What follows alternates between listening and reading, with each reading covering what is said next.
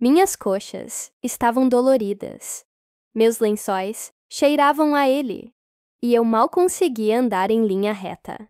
Mas era a primeira vez, em 20 anos, que me sentia viva.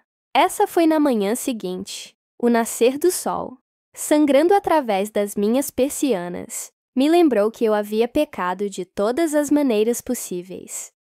Eu havia cruzado uma linha que nunca poderia descruzar, exposta sob um homem 35 anos mais jovem. Não qualquer homem, o melhor amigo do meu filho. Seu nome é Hector. E na noite passada, com mãos lentas e confiança silenciosa, ele preencheu um vazio que gritava dentro de mim por mais de uma década. Meu corpo tremia com seu toque. Meu coração palpitou e caiu. Agora aqui estava eu, nua de corpo e consciência, seu cheiro na minha pele, com meu coração batendo forte, como se eu tivesse acabado de cometer um crime. E talvez eu tivesse cometido. Porque que tipo de mãe abre as pernas para o garoto que costumava comer pizza em seu sofá depois do treino de futebol? E isso é só o começo. Antes de contar o que aconteceu em seguida, quero reservar um momento para agradecer, do fundo do meu coração, a todos os inscritos neste canal. Vocês são o fogo que alimenta este espaço. Aos meus espectadores novos e antigos, que ainda não se inscreveram, o que estão esperando? Seu apoio me dá energia para manter essas histórias fluindo cruas e reais. Por favor, cliquem no botão de inscrição, curtam e não se esqueçam de compartilhar seus pensamentos nos comentários. Adoro ouvir de vocês. Tudo bem? Deixem-me contar a história, porque como chegamos aqui, é ainda mais confuso do que o que aconteceu naquela noite. O começo do fim. Meu nome é Pauline. Tenho 60 anos. Moro em uma parte tranquila de Sheen, Wyoming, onde o vento nunca para de soprar e as noites são silenciosas demais. Sou viúva há 12 anos. Meu marido, Richard, morreu durante o sono, com apenas 52 anos. Desde então, meu corpo tem sido mais uma lembrança do que um recipiente. Eu me mantive ocupada cozinhando, fazendo trabalho voluntário na igreja, jardinagem, todas aquelas coisas de mulher solitária que ninguém admite fazer para se distrair da dor entre as pernas. Tenho um filho, Mason, de 28 anos, que trabalha na construção civil. Não é o garoto mais expressivo emocionalmente, mas é um bom garoto. Ele me visita 2 vezes por semana e frequentemente traz seu melhor amigo, Hector. Nossa, Hector, de 25 anos, alto, pele marrom canela, cílios longos como um vilão de conto de fadas, ombros definidos pela academia, mas uma voz suave que sempre me chamava de Senhorita Pauline. Ele sempre foi educado, respeitoso. Me ajudou a carregar as compras para dentro quando Mason se esquecia. Ficou até tarde para consertar a luz da varanda em um inverno. Nunca olhei para ele desse jeito.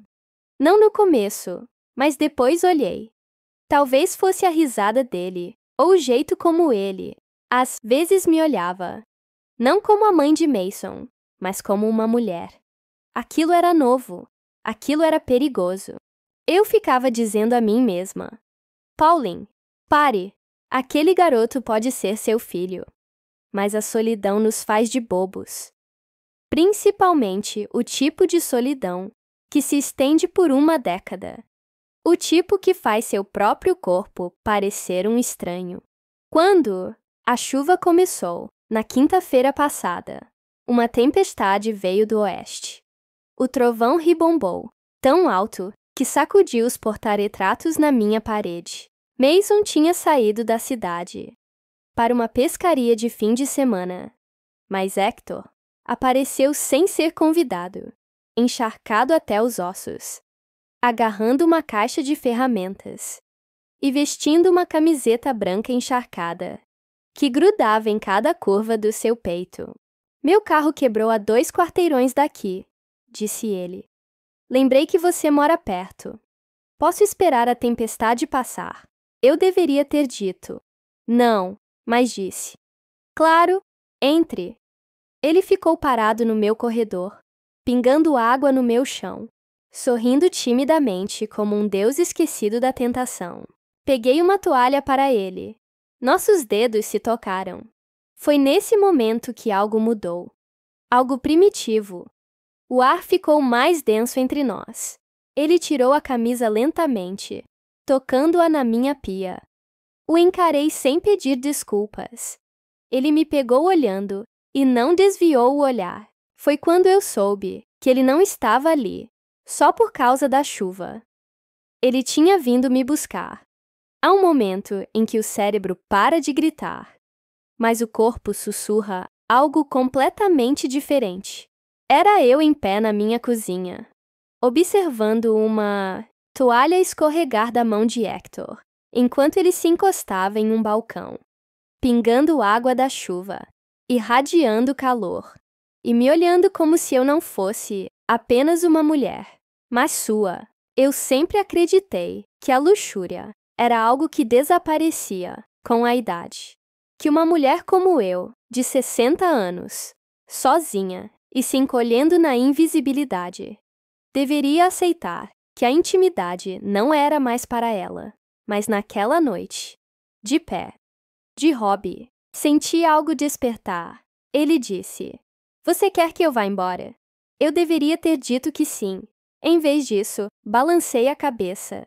Jantamos na pequena mesa perto da janela. Eu tinha esquentado sobras de torta de frango.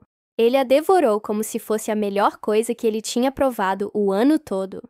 "Senti falta da sua comida", disse ele entre mordidas. "Tem gosto de conforto?" Ninguém me dizia isso há anos. Não desde Richard, nem mesmo Mason. Depois servi um pouco de vinho para nós. Ele falou sobre trabalho, seus sonhos. Como sempre, admirou minha força. Como eu fazia um lar parecer um lar. Como às vezes, ele ficava até tarde, só para estar perto de mim, não de Mason. Olhei para o copo na minha mão. A sala estava girando. Ou talvez fossem minhas emoções. "E sem jeito. Você só está sendo gentil." Ele se inclinou mais perto, os olhos fixos nos meus. "Não, Pauline. Estou sendo honesta." Aconteceu mais rápido do que eu conseguia processar. Num minuto eu estava rindo. No outro, seus lábios estavam nos meus. Suave, lento, respeitoso, mas cheio de uma dor que eu reconhecia muito bem. Aquela fome. Aquele conhecimento. Ele me beijou como se tivesse imaginado 1000 vezes. E foi gay, minha taça de vinho tilintando contra o balcão. Sua mão embalou meu queixo. Gentil, segura. Sua boca se moveu com cuidado. Não com força. Não um garoto tateando e luxúria, mas um homem orando desejo. Eu me afastei sem fôlego. Tremendo. "Não." Eu sussurrei. "Isso está errado. Eu sou a mãe de Mason. Hector Rondelton Du. Eu sinto muito." Mas ele não estava arrependido. E nem eu. Porque no fundo, algo já havia se acendido entre nós. Ele dormiu no sofá naquela noite. Pelo menos ele fingiu. Eu me virei, e me virei na minha cama, assombrada pelo que quase aconteceu. Meu corpo doía, em lugares que eu tinha esquecido que existiam. Agarrei os lençóis entre minhas coxas, como se eles pudessem conter a inundação que subia dentro de mim. À meia-noite, ouvi passos suaves. Sentiam a porta ranem. Lá estava ele, Hector, parado no corredor, sem camisa. Novamente, o suor brilhando contra o peito ao luar da minha janela. "Pauline", disse ele em voz baixa, "não consigo dormir. Continuo pensando em você, nos seus lábios, nos seus olhos." Abri a boca para falar, mas nada saiu, porque a verdade era que eu também estava. Eu não tinha pensado em mais nada. Ele se aproximou. Sentei-me na beira da cama, o coração batendo como um trovão nos meus ouvidos. Você quer que eu vá embora? Perguntou ele novamente, desta vez, mais suavemente. Meu hobby estava frouxo. Senti-o arbijar-me nas coxas. Vi seus olhos se moverem para baixo. Não como um garoto desejando algo proibido, mas como um homem testemunhando algo sagrado. Balancei a cabeça lentamente. Não, Hector. Eu não quero que você vá embora. Fiquei de pé, deixando o hobby deslizar pelos meus ombros, puxando silenciosamente meus pés. Meu corpo enrugado, marcado pelo parto, amolecido pelo tempo. No entanto, em seus olhos vi admiração. Ele deu um passo à frente, envolveu seus braços em volta da minha cintura e sussurrou: Então, deixe-me mostrar o que você estava perdendo. Ele me beijou novamente, desta vez, mais profundamente, sem hesitação. E quando ele me deitou, não foi rude, não foi apressado, foi adoração. Cada centímetro do meu corpo se lembrava do que significava ser desejada, não usada, não esfolada, desejada. Suas mãos se moviam com reverência. Seus lábios traçavam partes esquecidas de mim. Eu gemia suavemente, chocada com o quão viva eu ainda estava sob o toque. Sussurrei seu nome entre respirações. Mas mesmo na paixão, uma tempestade se formou dentro de mim, porque o que estávamos fazendo mudaria tudo. Quando sua cabeça descansou em meu peito, estávamos enredados em silêncio e calor. Mas então, meu telefone vibrou no criado mudo. Uma mensagem de Mason. Ei, mas a pescaria foi interrompida. Estarei em casa amanhã de manhã. Yonjeski. Amanhã, meu filho entraria pela porta da frente. E Hector ainda estaria aqui ao meu lado, nu. E não apenas mais seu melhor amigo. Acordei com a luz do sol, entrando pelas persianas, riscando as costas nuas de Hector. Sua respiração estava estável, lenta, como se nada estivesse errado. Mas tudo estava errado, porque ficar deitada, ali com ele enrolado em mim, não era apenas um pecado. Era um segredo que poderia destruir tudo. Meu filho, Mason, estaria em casa em 3 horas. Sentei-me cuidadosamente, meu corpo doendo em lugares que não sentiam fogo há anos. Hector se mexeu ao meu lado, espreguiçando-se com um sorriso sonolento, que fez meu estômago revirar. Bom dia, linda. Ele sussurrou. Eu deveria estar pensando em culpa, vergonha, arrependimento. Mas em vez disso, me senti poderosa. Me senti vista. Fizemos amor novamente. Mais devagar dessa vez. Sem pressa. Apenas exploração. Devil. Hector era gentil, atencioso. Seus lábios viajando da minha clavícula até as minhas coxas, como um homem em peregrinação.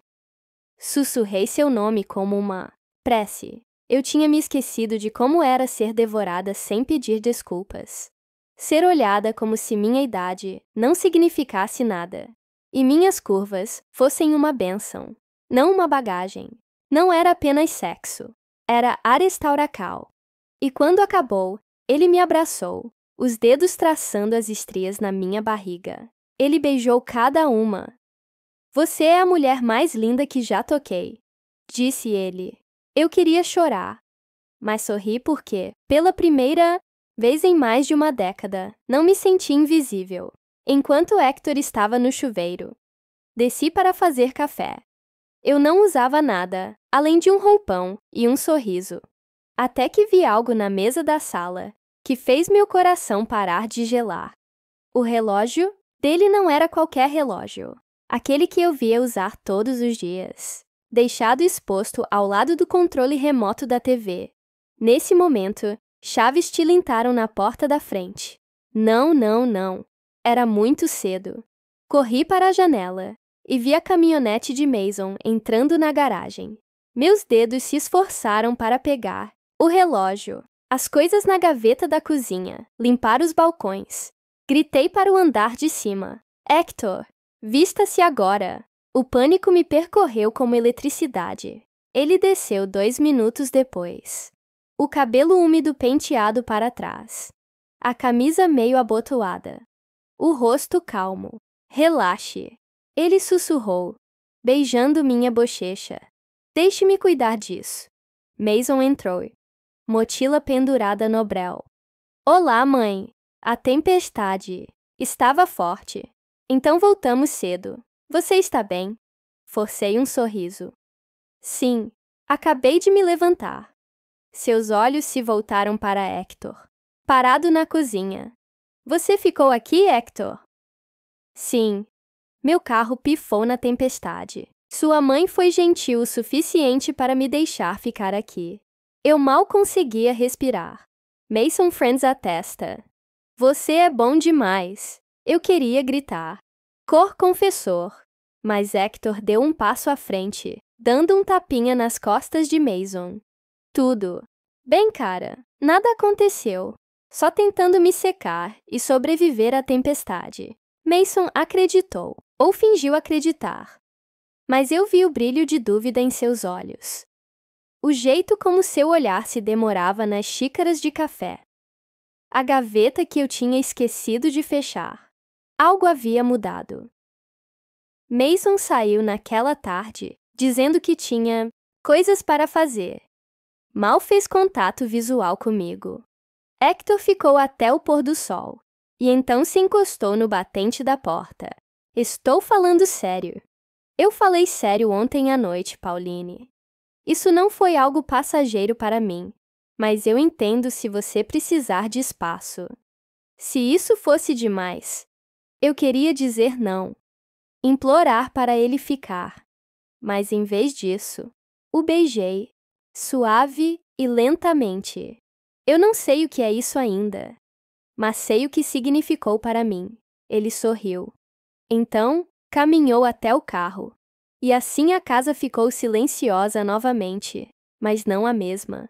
Naquela noite, sentei-me sozinha na minha cozinha, com uma xícara de chá. Meu corpo ainda zumbia com seu toque. Minha mente repetia cada segundo. Eu havia quebrado todas as regras. Eu pensava que vivia de acordo com elas. Mas pela primeira vez na minha vida, eu havia me escolhido.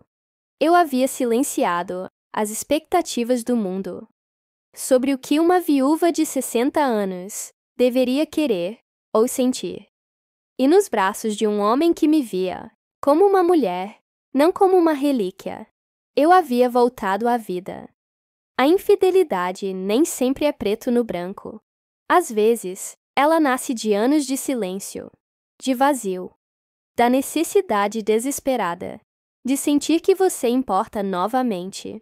O que eu fiz pode não ter sido certo, mas foi real. Era meu, e me lembrou que eu ainda era capaz de desejar, ainda digna, de ser desejada, ainda viva. O que você teria feito no meu lugar? Arriscaria tudo por uma noite de verdade? Deixe-me saber, nos comentários abaixo. Não se esqueça de curtir, compartilhar e se inscrever no canal para mais histórias como esta. Cruas, românticas e sem filtros. Obrigada por ouvir.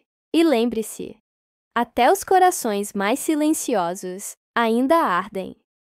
M.